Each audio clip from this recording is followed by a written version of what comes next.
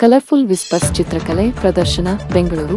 ಜಗತ್ತಿನಾದ್ಯಂತ ಆಲ್ಝೈಮರ್ಸ್ ಕಾಯಿಲೆ ಮತ್ತು ಇತರ ರೀತಿಯ ಬುದ್ಧಿಮಾಂದ್ಯತೆಯು ಸಾರ್ವಜನಿಕರ ಮಾನಸಿಕ ಸ್ವಾಸ್ಥ್ಯವನ್ನು ನಾಶಪಡಿಸುತ್ತಿವೆ. ಪ್ರಸ್ತುತ 55 ದಶಲಕ್ಷ ಜನರು ಇಂತಹ ಸಮಸ್ಯೆಯಿಂದ ಬಳಲುತ್ತಿದ್ದಾರೆ. ಈ ವಿಷಯದ ಬಗ್ಗೆ ಅರಿವಿನ ಮತ್ತು ಬಳಲುತ್ತಿರುವವರ ಬೆಂಬಲದ ಪ್ರತೀಕವಾಗಿ kites senior care colourful whispers ಎಂಬ ಚಿತ್ರಕಲೆ ಪ್ರದರ್ಶನವನ್ನು ಆಯೋಜಿಸಿತ್ತು. ಇದು ವಿಶ್ವ ಆಲ್ಝೈಮರ್ಸ್ ದಿನವಾದ 21 ಸೆಪ್ಟೆಂಬರ್ 2024 ರಂದು ದೊಮ್ಮಲೂರಿನ ಬೆಂಗಳೂರು ಇಂಟರ್ನ್ಯಾಷನಲ್ ಸೆಂಟರ್ನಲ್ಲಿ ಆಯೋಜನೆಗೊಂಡಿತು. ವಿಶೇಷವೆಂದರೆ ಈ ಪ್ರದರ್ಶನದಲ್ಲಿ ಕೈಟ್ಸ್ ಸೀನಿಯರ್ ಕೇರ್ ನಡೆಸುತ್ತಿರುವ ಬುದ್ಧಿಮಾಂದ್ಯ ಆರೈಕೆ ಕೇಂದ್ರದಲ್ಲಿ ದಾಖಲಾಗಿರುವ ಹಿರಿಯ ನಾಗರಿಕರಿಂದ ರಚಿಸಲಾದ ಚಿತ್ರಕಲೆಗಳು ಹಾಗೂ ಸೃಜನಶೀಲ ಕಲಾಕೃತಿಗಳು ಪ್ರದರ್ಶನಗೊಂಡವು. ಬೆಂಗಳೂರಿನ ಸಂಚಾರ ವಿಭಾಗದ ಜಂಟಿ ಆಯುಕ್ತರಾದ ಐಪಿಎಸ್ ಅಧಿಕಾರಿ ಎನ್ ಅನುಜೇತ್ ಅವರು ಮಾತನಾಡುತ್ತಾ, ಹಿರಿಯರ ಅನುಭವ ಮತ್ತು ಸೃಜನಶೀಲ ಮನೋಭಾವವನ್ನು ವೀಕ್ಷಿಸಲು ಇದೊಂದು ಸ್ಫೂರ್ತಿದಾಯಕ ಮತ್ತು ಉತ್ತಮ ಕಾರ್ಯಕ್ರಮ. ಬಾಧಿತರಾದವರಿಗೆ ನಾವು ಜಾಗೃತಿ ಮೂಡಿಸುವುದನ್ನು ಮತ್ತು ಬೆಂಬಲವನ್ನು ನೀಡುವುದನ್ನು ಮುಂದುವರಿಸಬೇಕು ಎಂದು ಹೇಳಿದರು. ಲೈಫ್ಬ್ರಿಡ್ಜ್ ಸೀನಿಯರ್ ಕೇರ್ ಪ್ರೈವೇಟ್ ಲಿಮಿಟೆಡ್ನ ಗ್ರೂಪ್ ಸಿಇಒ ಡಾ. ರೀಮಾ ನಾಡಿಗ್ ಬುದ್ಧಿಮಾಂದ್ಯತೆ ಮತ್ತು ಆಲ್ಝೈಮರ್ ಪೀಡಿತ ವ್ಯಕ್ತಿಗಳ ಬಗ್ಗೆ ಸಹಾನುಭೂತಿ ಹೊಂದುವುದು ಅತ್ಯವಶ್ಯಕವಾಗಿದೆ ಎಂದು ನುಡಿದರು. ಕಲರ್ಫುಲ್ ವಿಸ್ಪರ್ಸ್ ಪ್ರದರ್ಶನದ ಮೂಲಕ ಈ ಪರಿಸ್ಥಿತಿಗಳೊಂದಿಗೆ ಜೀವಿಸುವವರ ಆಳವಾದ ಭಾವನಾತ್ಮಕ ಶಕ್ತಿ ಮತ್ತು ಸೃಜನಶೀಲತೆಯನ್ನು ನಾವು ಪ್ರತ್ಯಕ್ಷವಾಗಿ ನೋಡಿದ್ದೇವೆ. ಅವರ ಕಲೆಯು ಅವರ ವೈಯಕ್ತಿಕ ಪ್ರಯಾಣದ ಒಂದು ನೋಟವನ್ನು ನಮಗೆ ನೀಡುತ್ತದೆ ಮತ್ತು ಸಹಾನುಭೂತಿ ಮತ್ತು ಅರಿವಿನ ಪ್ರಾಮುಖ್ಯತೆಯನ್ನು ಎತ್ತಿ ತೋರಿಸುತ್ತದೆ. ಬುದ್ಧಿಮಾಂದ್ಯತೆಯ ಆರೈಕೆಯನ್ನು ಮತ್ತಷ್ಟು ಬೆಂಬಲಿಸಲು ಮತ್ತು ಸಮರ್ಥಿಸಲು ಈ ಕಾರ್ಯಾಚರಣೆಯಲ್ಲಿ ನಮ್ಮೊಂದಿಗೆ ಸೇರಲು ನಾವು ಪ್ರತಿಯೊಬ್ಬರನ್ನು ಆಹ್ವಾನಿಸುತ್ತೇವೆ. ಈ ಸಮಸ್ಯೆಯ ಬಾಧಿತರಿಗೆ ಅಗತ್ಯವಾದ ಸಹಾನುಭೂತಿ, ತಿಳಿವಳಿಕೆ ಮತ್ತು ನೆರವಿನ ಹಸ್ತವನ್ನು ಚಾಚುವುದು ಅವಶ್ಯಕವಾಗಿದೆ ಎಂದು ತಿಳಿಸಿದರು.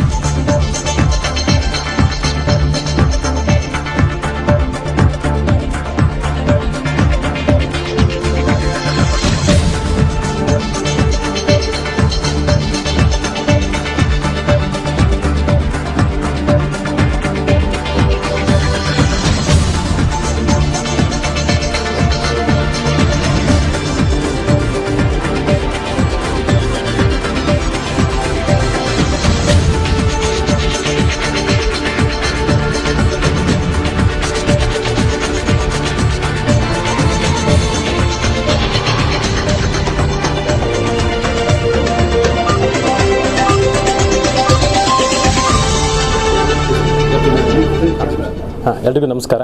ಇವತ್ತು ಬೆಂಗಳೂರಿನಲ್ಲಿ ವರ್ಲ್ಡ್ ಅಲ್ಝೈಮರ್ಸ್ ಡೇ ಅಂದರೆ ಸೆಪ್ಟೆಂಬರ್ 21 ಅಂಗವಾಗಿ ಕೈಟ್ಸ್ ಸಂಸ್ಥೆ ವತಿಯಿಂದ ಇಲ್ಲಿ ಒಂದು ಚಿತ್ರ ಪ್ರದರ್ಶನವನ್ನು ಆಯೋಜಿಸಿದ್ದಾರೆ. ಇದು ವಿಶೇಷತೆ ಏನಂತ ಹೇಳಿದ್ರೆ, ಈ ಚಿತ್ರಗಳನ್ನು ಯಾರು ಡಿಮೆನ್ಷಿಯಿಂದ ಬಳಲ್ತಾ ಇದ್ದಾರೆ ಅವರು ಇದನ್ನು ಬಿಡಿಸಿದ್ದಾರೆ ಮತ್ತು ಇಲ್ಲಿ ಪ್ರದರ್ಶನ ಮಾಡಿದ್ದಾರೆ. ಬಹುಮುಖ್ಯವಾಗಿ ಅವರು ಈ ವಯಸ್ಸಿನಲ್ಲಿ ಈ ಹೊಸ ಒಂದು ಕಲೆಯನ್ನು ಕಲಿತು ಇವತ್ತು ಒಂದು ಪ್ರತಿಭೆಯನ್ನು ಅವರು ಎತ್ತಿ ಹಿಡಿದು ಕೈಟ್ ಸಂಸ್ಥೆ ವತಿಯಿಂದ ಇಲ್ಲೆಲ್ಲ ಪ್ರದರ್ಶನ ಮಾಡಿದ್ದಾರೆ. ಇದು ಯಾಕೆ ಮಾಡಿದ್ದಾರೆ ಅಂತ ಹೇಳಿದ್ರೆ, ಈ ಡಿಮೆನ್ಷಿಯಾ ಬಗ್ಗೆ ಅರಿವು ಮೂಡಿಸೋದಕ್ಕೆ ಮಾಡಿದ್ದಾರೆ. ಭಾಳಷ್ಟು ಜನಕ್ಕೆ ಡಿಮೆನ್ಷಿಯಾ ಬಗ್ಗೆ ಅರಿವಿಲ್ಲ. ಇಡೀ ಭಾರತ ದೇಶದಲ್ಲಿ ಸುಮಾರು 90 ಲಕ್ಷ ಜನರು ಇದರಿಂದ ಬಳಲ್ತಾ ಇದ್ದಾರೆ ಅಂತ ಒಂದು ಸ್ಟಡಿ ಹೇಳುತ್ತೆ. ಹಾಗಾಗಿ ಇದ್ರ ಬಗ್ಗೆ ಎಲ್ಲರೂ ಅರಿವನ್ನು ಮಾಡಬೇಕಾಗಿದೆ, ನಮ್ಮ ಕೈ ಜೋಡಿಸ್ಬೇಕಾಗಿದೆ. ಯಾಕಂದರೆ ಮುಪ್ಪುತನ ಬಂದ ಕೂಡಲೇ ಎಲ್ಲರೂ ಕೂಡ ಇವರಿಗೆ ವಯಸ್ಸಾಗಿದೆ, ಮರುವಿನ ರೋಗ ಅಥವಾ ಇದೊಂದು ಸೈಕ್ಯಾಟ್ರಿಕ್ ಪ್ರಾಬ್ಲಮ್ ಅಂತ ತಿಳ್ಕೊಂಡ್ರೆ ಇದು ಯಾವುದೂ ಅಲ್ಲ. ಇದು ಇಟ್ಸ್ ಎ ನ್ಯೂರಲಾಜಿಕಲ್ ಕಂಡೀಷನ್. ಎಲ್ಲರೂ ಕೂಡ ಇದ್ರ ಬಗ್ಗೆ ಅರಿವನ್ನು ಮಾಡಿಕೊಂಡು ಅವ್ರಿಗೆ ಒಂದು ಡಿಗ್ನಿಫೈಡ್ ಲೀಡ್ ಮಾಡೋದಕ್ಕೆ ನಾವು ಸಹಕರಿಸಬೇಕಾಗಿದೆ. ಆದ್ದರಿಂದ ಈ ಅರಿವು ಮೂಡಿಸೋದಕ್ಕೆ ಇದು ಮಾಡಿದ್ದಾರೆ. ನಾನು ಕೈಟ್ ಸಂಸ್ಥೆಗೆ ತುಂಬ ಹೃದಯದ ಕೃತಜ್ಞತೆ ಅರ್ಪಿಸ್ತೇನೆ. ತಾವೆಲ್ಲರೂ ಕೂಡ ಇದ್ರ ಬಗ್ಗೆ ಪ್ರಸಾರ ಮಾಡಿ ಡಿಮೆನ್ಷಿಯಾ ಬಗ್ಗೆ ಅರಿವು ಮೂಡಿಸ್ಬೇಕಂತ ಕೇಳ್ತೇನೆ. ನಾನು ಸ್ವಲ್ಪ ಪ್ರಯತ್ನ ಮಾಡ್ತೀನಿ ಕನ್ನಡದಲ್ಲಿ ಮಾತಾಡೋಕ್ಕೆ. ಸೊ ತುಂಬ ಥ್ಯಾಂಕ್ಸ್ ನಿಮಗೆ, ನೀವು ಎಲ್ಲರೂ ಬಂದಿದ್ದೀರಾ ಇಲ್ಲಿ. So the exhibition is on the World Alzheimer's Day to increase awareness about dementia, exactly what dementia ಏನಿದೆ ಅಂತ, ಏನು ಮಾಡ್ಬೋದು, ಹಿಂಗೆ ಡಯಾಗ್ನೋಸ್ ಮಾಡ್ಬೋದು, ಯಾರಿದ್ದಾರೆ ನಿಮಗೆ ಸೊಲ್ಯೂಷನ್ ಕೊಡೋಕ್ಕೆ ಅದ್ರ ಬಗ್ಗೆ, ಆ್ಯಂಡ್ ಯಾರು ಮಾಡಿದ್ದಾರೆ ಅವರು we get inspiration from the lifes of the people who have done these paintings is what we are all here together to celebrate. We are very happy that these spaces have been created in our center by the elders who we are taking care of, and to let you know that we have the India's largest dementia center in India. It's the largest center that we have, and we give all kind of services, which is memory clinic where we diagnose and stage dementia.